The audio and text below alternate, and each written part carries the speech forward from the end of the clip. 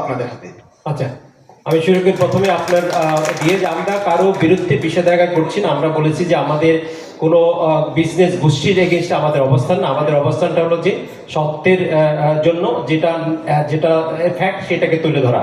এর যে video record এখানে দেখা হয়েছে আমি জানি না, এটা বাংলাদেশের লক্ষ লক্ষ মানুষ অলরেডি দেখেছে, এটা ফেসবুকে, এটা ইউটিউবে বিভিন্ন চ্যানেলে, এটা কি ওপেন সিক্রেট, এটাকে সবাই জানে, সবাই দেখেছে। এখানে এরকম হাজার হাজার রেফারেন্স যেটা দেখছেন।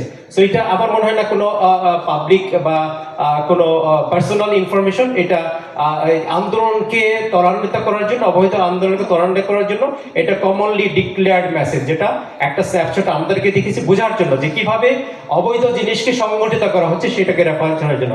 তারপরে যদি মনে করেন কারো ব্যক্তি স্বার্থ লঙ্ঘিত হয়েছে, আপনারা যদি মনে করেন, সেটা আমি মনে করি তাহলে সেটার জন্য আমরা সরি, এছাড়া আর বলার কিছু নেই। আর যেটা বললেন যে আমরা সুবিধা নিয়েছি, এনিয়ার আমাদের ডিপ্রাইভ হয়েছে আমরা বলবো, কারণ যে এই যে অবৈধ পথে প্রোডাক্ট আমদানি, এটা তো কখনো বন্ধ হয় নাই। আমরা 2017 যে ফ্যাক্টরি শুরু করেছি, এখানে শত শত কোটি টাকা ইনভেস্টমেন্ট করে এখানে ফ্যাক্টরিটা করা হয়েছে। আপনাদের এখানে যারা আছেন সবাইকে আমরা ওপেন ইনভাইট করতে চাই, বাংলাদেশে যতগুলো ফ্যাক্টরি আছে আপনারা ভিজিট করেন, এবং পার্শ্ববর্তী দেশের যেখানে এইখানে ম্যানুফ্যাকচারিং হয় সেটার প্রক্রিয়াটা জানেন যে কিভাবে প্রক্রিয়া হয়। একদিনে কোনোদিন এসএমটি হয় না, এখানে শুরু হয় এসকেডি দিয়ে শুরু হয়। আমরা 2017-তে এসকেডি শুরু করি, যেটাকে বলে যে মেইন কিছু কম্পোনেন্ট এনে লাইনের মাধ্যমে করা। কারণ বাংলাদেশে স্কিল, ম্যান পাওয়ার, টেকনোলজি না হওয়া, টেকনোলজি ট্রান্সফারের ব্যাপার আছে। এটা হাইটেক প্রোডাক্ট, তো হাইটেক প্রোডাক্টের টেকনোলজি ট্রান্সফার ছাড়া কিন্তু ম্যানুফ্যাকচারিংয়ে যাওয়া যায় না। পৃথিবীর অনেক দেশে 10 বছর লেগেছে, আমরা সেটা 4 বছরে পেরেছি, সেটার জন্য আমরা গর্বিত। এবং এখন প্রত্যেকটা ফ্যাক্টরি ম্যানুফ্যাকচারিং করছে, আপনারা দেখেন যেটা এসএমটি। সুতরাং এই যে প্রক্রিয়াটা, এটা একদিনে হয়নি, এটা 2-3 বছরে হয়েছে। আমরা সেই জন্য গর্বিত, এবং এইটা যে করার জন্য যে ইনভেস্টমেন্ট রিটার্ন, সেই রিটার্ন কিন্তু আমরা এখনো আসে নাই, কারণ আমরা এই ইনভেস্টমেন্ট করার জন্য যে প্রাইস ইনক্রিজ সেটা কিন্তু করিনি। আপনি যেটা বললেন, আমি লাস্ট যে প্রাইস আমরা কাহিনী বলা শুরু, আসলে কাহিনী না, আপনারা দেখেন যে ভাই যে মেমোরি প্রাইসটা বেড়েছে কিনা, আপনারা এটা তো গুগল বা বিশ্বের সব জায়গায় জানতে পারবেন। আমরা স্টোরি দিয়ে শুরু করছি না, এনিয়ার হলে প্রাইস বাড়বে না। আমরা যেটা বলেছি যে মনোপলিও হবে না, কারণ এই মার্কেটে তো যে কেউ ইম্পোর্ট করতে পারবে। এই যে ইম্পোর্ট ট্যাক্স যেটা কমানো হয়েছে, তখন তো এই আমাদের যে প্রোডাক্টগুলো $200 উপরে ম্যানুফ্যাকচারিং হবে না, সেটা ইম্পোর্ট করতে পারবে, সবাই ইম্পোর্ট করতে পারবে। সো এখানে মনোপলি হওয়ার কিছু না, এটা একটা ভ্রান্ত সংখ্যা বলবো। আর হলো যে এই দাম বাড়া যেটা এখন হচ্ছে, এটা তো সবাই জানে যে মেমোরির প্রাইসের কারণে। এটা হয়তো আবার যদি 6 মাস পরে কমে আমরা হয়তো আবার কমাবো, এবং সেটা নতুন মডেলে আবার দেখতে পারবেন। এটা আমি তো বললাম যে গ্লোবাল রেফারেন্স চেক করা এখন সময়ের ব্যাপার, আপনারা সব সময় চেক করতে পারবেন। Thank you. আমি পিছনে আছি। আমার কাছে মনে হয় আমরা এখানে অনেকেই স্টেজে আছি, আপনারা সবাইকে একটু প্রশ্ন করেন, তাহলে আমার কাছে মনে হয় সবাই মিলে, মানে প্রশ্ন করলে আমরা সবাই মিলে যে যেটাতে ভালো পারে সেটা অ্যান্সার দিই। জি, আমরা নেক্সট প্রশ্নে একটু চলে যাচ্ছি। আসসালামু আলাইকুম, আমি এমদাদুল হক তুহিন, আমি জাগো নিউজের সিনিয়র রিপোর্টার। আমি দুইজনের প্রশ্নকে একটু একসাথে অ্যালাইন করে করতে পারছি। প্রথমে আমাদের বাংলাদেশ প্রতিদিনের বড় ভাই, তিনি প্রশ্ন করেছিলেন যে আপনারা টাকা দিয়েছেন বিটিআরসিকে। পিছনে জসিম ভাই প্রশ্ন করেছেন ফেসিস্ট আমলে এই প্রজেক্টটা বন্ধ করা হয়েছে এবং টাকার বিনিময়ে বন্ধ করা হয়েছে।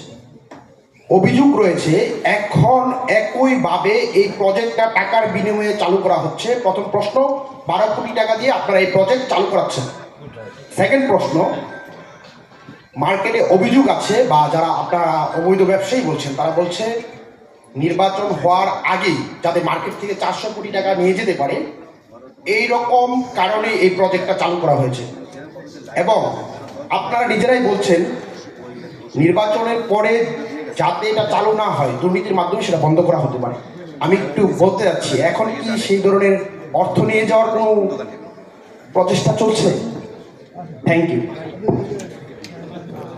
400 কোটি টাকা শুনলাম না।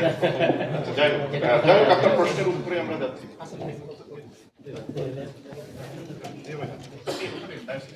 না, অসুবিধা নেই, অসুবিধা।